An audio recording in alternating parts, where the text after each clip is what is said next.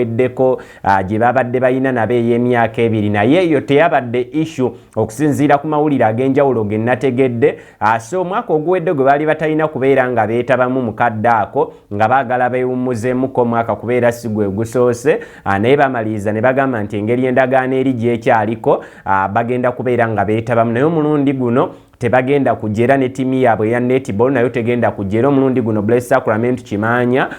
temubasuubira okujjako nga waliwo ka pressure akamountains naye temubasuubira kubeera nga balabikako. So abo bwe batyo bwe bali, naye ng'ebijja bya Masaka nsuubira leero oba ku Lwokutaano tuyinza okubeera nga tubifunye nabo nga bwe bagenda okulabika, naye nga yembeera nga bwetambula eyo. Then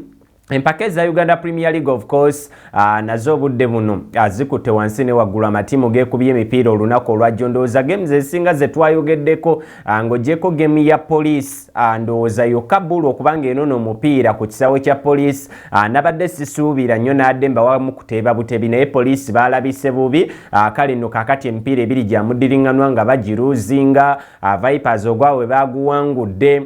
twalabye ttiimu ya NEC eyawangudde ogwayo, Kitala twajogeddeko nayo yawangudde ogwayo. Kati olwaleero tugenda kubeera n'emipiira ebiri mu kisaawe Nakivubo. Ttiimu ya URA bagenda kujja ne ttiimu ya Express. Mpiira actually URA genda kubanga esamba Mbarara City ate nga Express agenda kubeera nga tunka ne ttiimu ya Maroons. Empiira egyo gyonna gigenda kubeera waawe Nakivubo. Then wali emitala w'amayanja nayo amawulire mangi nnyo ng'ogyeko okubeera nti akatale wano mu ggwanga eryaffe erya Uganda kakomekerezeddwa, era ndowooza ezimu ku transfer ezasembyeyo n'omwana muwala Shadia Nancha okubeera ng'afuna club empya yavuddeyo wali mu ggwanga lya USA. Kati oyo naye bw'atyo bw'ali. Then wali emitala w'amayanja ttiimu ya Liverpool olunaku olwajjo baagutudde mu mulambo. Ekyo nakibagambye ejjo wano nti sigenda kukyewuunya singa Wolves ekuba ttiimu ya Liverpool omupiira mulamba wadde tugulaba nga gulinga Liverpool nti eyina enkiza ey'amaanyi, naye ate sijja kubeera nga nkyewuunya. Era Wolves baguwangudde goals abadde 2-1. Then twalabye amaliri ga ttiimu ya Bournemouth ku Brentford, ttiimu ya Everton okubeera nga bawangula omupiira ewaka basobodde okubeera nga bakikola, naye olwaleero games gye ziri nnyingi. Arsenal bajja mu nsiike, Chelsea bali mu nsiike, Man City, Man United bonna bagenda kubeera mu nsiike. Copa del Rey nabadde gambye nti Barcelona agenda kuwangula nga alina ne clean sheet naye tagenda kubanga ayitawo kuba yadde tasobola kubanga akuba goals 5 ku bwerere. Ekyo nabadde sikisuubira, era 3 bwerere yagugjeeyo naye era n'atasobola kubanga ayitawo kwesogga finals. Como ne Inter nabadde gambye ekyamanyi Inter kyasobola okufuna Como maliri gabadde ga 0-0. Strasbourg nabadde mugambye okuwangula omupiira. Byonna kwegamba byasobodde okubeera nga bitambula bulungi nnyo ddala. Olwaleero games zigenda kubeera nnyingi mu bikopo ebyo byonna tugenda kubeera nga tuzeekennenya. Wabula kantandikireko ko mu ligi yaffe eya Uganda, era mbadde njagala kusooka kubanga nnondobayo omupiira ogwabadde masekati ga ttiimu ya Kitara nga batunka ne ttiimu ya Entebbe UPPC gwabadde wali ku Royals Park e Butema. Kitala ebiseera ebisinga buli lwe babeera nga bali ewaka babeera beeyisa bulungi era babeera balabika bulungi. Kwegamba Kitala esambire ewaka ne Kitala egenda ku bugenyi, eno ey'ewaka ebeera ne confidence n'okwekkiririzaamu okw'amaanyi ddala obutafaanaganako ne ttiimu ya Kitala ng'egenze ku bugenyi. Kye nabadde ntidde mu geemu eno we nabadde ndowoleza nti Entebbe UPPC engeri gyeri nti eyina omutendesi gwentwala nti Kabejja ate nga of course ne squad gye bayina angiraba nti eri physical esobola okubeera ng'ekola kyonna kyebeera yeetaaga ku lunaku olulungi. Naye abudala mu birundowooza oba ttiimu eno teyagikomandinze bulungi. Omanyi ebiseera ebisinga buli lw'obeera ng'osamba opponent oyo nga mu space ya nnaku kumpi 5 ye opponent y'omu gw'osiŋŋaanye, kibeera kikalubu nnyo okubeera nga bakkuba nze bwentyo bwe mbeera ndowooza. Naye waliwo obulagajjavu oba oliawo bweŋŋamba nti bwayoleseddwamu mu gemu y'olunaku olwo olwajjo, kuba tosobola kuŋŋamba nti Kitala mu first round nejja ne kuba goal emu ku bwereere. Actually tugitwale nti mu mpakeeka eza Uganda Cup mu weekend nti yasobola okubeera ng'ewangula goal emu ku bwereere mu mpaka za Uganda Cup. Kakati ate gemu ey'okubiri ate yo nekubira ddala bubi nnyo. Nze mbeera ndaba nti ate awo waliwo obunafu nga gemu zibiri zibadde zizze nga za muddiriŋŋanwa. Yembeera eyo naye twagenze okubeera nga tumaliriza ngono omusambi Gaddafi Wahab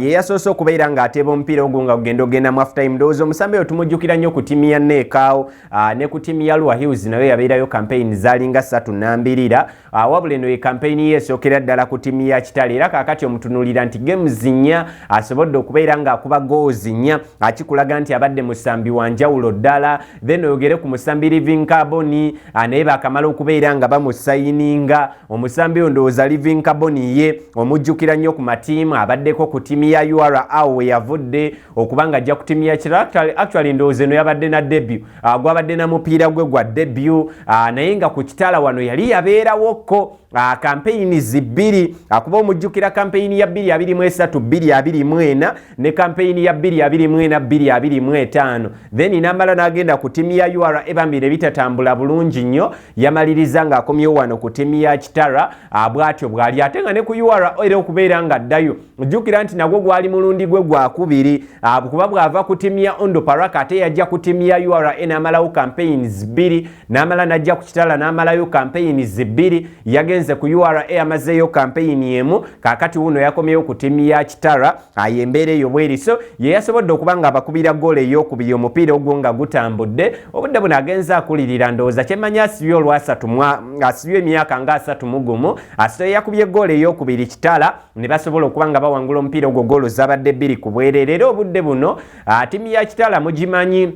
nti ye tiimu esinza okubeera ng'eteekako ttiimu ya Vipers akazito gaapu ekyali ya points 2 ezawudde amatiimu gombiri newankubadde n'ekimeza kya Uganda Premier League kyennyini tekinnaba kubeera nga kiwa ttiimu ya Kitara obubonero bwayo wadde era tukimanyi nti Kitara obubonero yasobola okuba nga abufuna wadde Vipers tebaali tebasambye mupiira ogwo naye bamuwa wiini ne magini ya goals 3 ku bwereere ate kitegeeza nti obubonero obubeera bubiri obudde buno obubeera bwawudde ttiimu ya Kitara ne ttiimu ya Vipers ekulembedde ekimeeza embeera nga bwetambula kitegeeza nti babeera bambuka ku points 39 ate Vipers bo ajjukira nti olunaku olwajjo bwe babadde nga bawangula omupiira gwabwe babadde bagenda ku points 41 kati embeera eyo nga bwebadde etambula naye zabadde goals 2 ku bwererera ttiimu ya Entebbe UPPC n'obudde buno kakati batudde mu kifo kya 5 bakuŋŋanyiza points 34 okuva mu egyo emipiira 18 gye basobodde okubeera nga basamba tujja kubeera nga tubalindirira tulabe.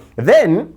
NEC nabo bawangudde omupiira gwabwe ku ttiimu ya UPDF nabadde gambye UPDF talina mukisa gw'amaanyi ate nga naddala ng'agenda erugogo NEC eno tugiraba nti etandise okubeera nga yeegattagatta obulungi ddala wansi wa coach Kebbi nti yasooka n'agagana ebintu ne bisooka ne bimutagalako ng'omutendesi yenna ng'omumanyi agenze mu environment empya nti obadde oli ku ttiimu ya Express n'omaliriza n'ogenda ku ttiimu ya NEC olowooza nti obeera oyambuseeko ko mu CV si mu CV nti oba NEC nti ebadde empanguzi nnyo nno wabula mukadde kano bw'ogenda okubala ttiimu ya Express mu CV ku current status ne ttiimu ya NEC ku NEC obeera olaba nga weeyongeddeko ko waggulu mu facilitation oba bw'emanjitwala ne mu status of living obeera weeyongeddeko ko waggulu naye NEC ogiraba ng'ebadde etandise okubeera nga yeegattagatta ndowooza okuva lwe baaluuzinga omupiira gwa ttiimu ya KCC mu mwezi ogwa Desemba ogwo mu 2026 lukyanga atandika babadde tebannaba kubanga baluuzinga mupiira gwonna kuba ndowooza ne mu bbanga eryo lyennyini babadde bakozeemu amaliri gabaddaana ate obudde buno era bawangudde omupiira gwabwe ogwokuna omulala kaakati bwe batyo engeri gye babadde beeyisaamu wabula tebabadde consistent nti ttiimu ya NEC okuva olwe baaluuzinga omupiira gwa ttiimu ya KCCA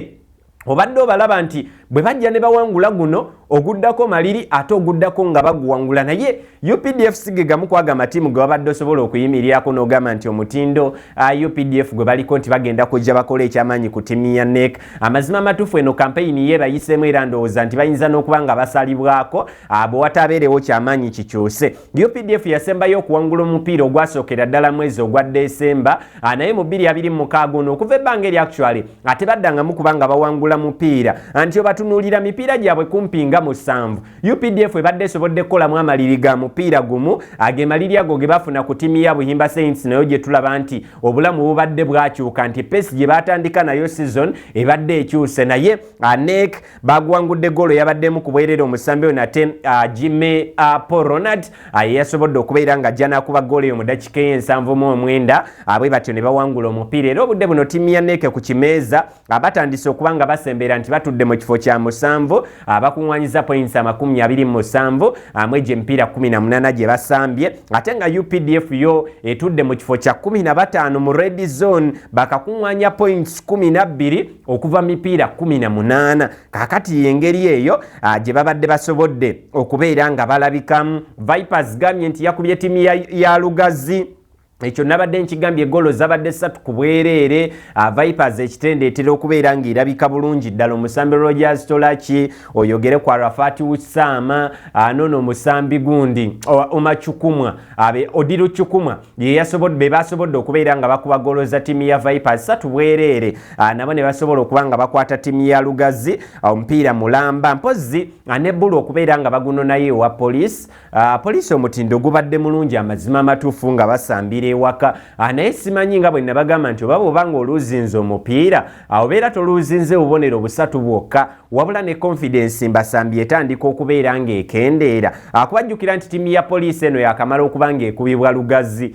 mu mpaka eza Uganda Cup Lugazi yabalumba ne bakuba omupiira mulamba mu Uganda Cup round of 32 gye twabadde tuvudde kakati ate eno ttiimu ya Bulu bo babadde balinamu element eri ey'okwetaaga kubajjukira nti Bulu ebadde teyina wini mipiira gyayo ebiri gyebadde esembyeyo era tubajjukira nti n'omupiira ogwasembyeyo KCC yabakwatidde Rugogaawo ne bakubirawo golo zabadde 2 kwemu wadde kale babadde tebayinawo byafaayo ne wini babadde bagyetaaga kubanga ne ku kimeeza babadde tebayimiridde bulungi ttiimu ya Bulu obudde buno kakati wini yabaleese mu kifo kya 8 bakakuŋŋwanya just points 23 ndowooza nti Bulu balina omutendesi abategeera Alexis Abirye naye ate okulona omupiira ewa poliisi ekyo nabadde sikirowooza nnyo mu mbeera efaanaganako ko bwetyo kuba poliisi ono